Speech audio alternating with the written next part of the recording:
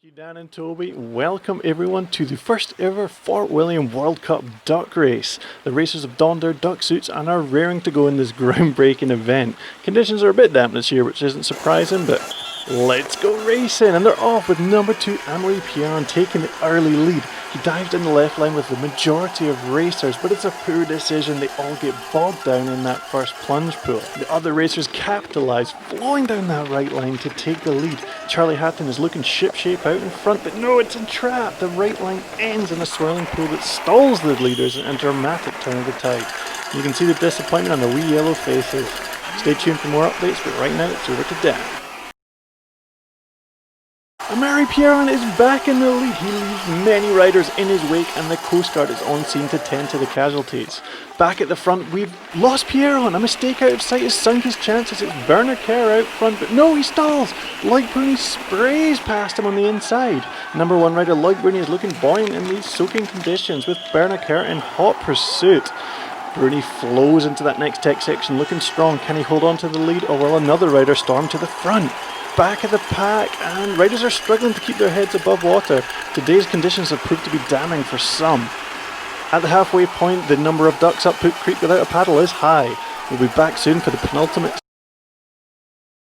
Back in the action, and you're going to have to suspend belief here as number 27 Ben Cathro is in the lead. Let's see how the self-proclaimed master of line choice deals with... Typical Cathro got too excited and sunk his own battleship. Anyway, here come the riders behind, and Gialatin trickles past but stalls mid-feature, letting number 12 Remy Terrion through into the lead. Remy capitalises, surging off into the distance, even having time to showboat for the crowd. Better not waste too much time though, the other races are catching up fast. Speaking of which, here comes Matt Walker closing in on Remy, and there's contact! Matt sideswipes Remy. Luckily, duck racing is a contact sport. Looks like only 3 ducks have made it out of this whirlpool down the finishing straight. Come back soon to see the final splash to the line. Finishes in sight, and it's a 3-way battle between Matt Walker, Nina Hoffman and Marine Caballero. Who's going to take it? Oh, Matt Walker stalls, there's a pile up! Nina Hoffman streams past like a force of nature and splashes over the line to take the win. Unbelievable, how does she sit down with feathers that big? At the finish, it is Nina Hoffman in first, closely followed by Marine Caballero in second and Matt Walker in third. Looking back up the track, who's going to claim fourth? Looks like Troy Brosnan.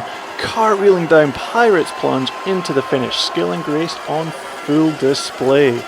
Such a rad section. It looks like a few more have escaped Davy Jones' locker and are fighting down to the line. This last group flounders down the white water and plops into the penultimate pool.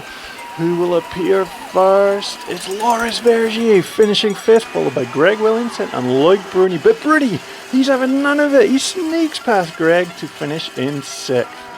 An unbelievable race with unprecedented number of casualties, but it was worth it for this racer. Nina Hoffman claiming her first ever World Cup victory.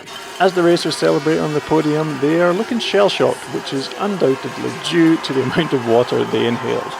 We hope you enjoyed the racing and are excited to see it happen in slightly drier conditions in 2021. Stay safe out there.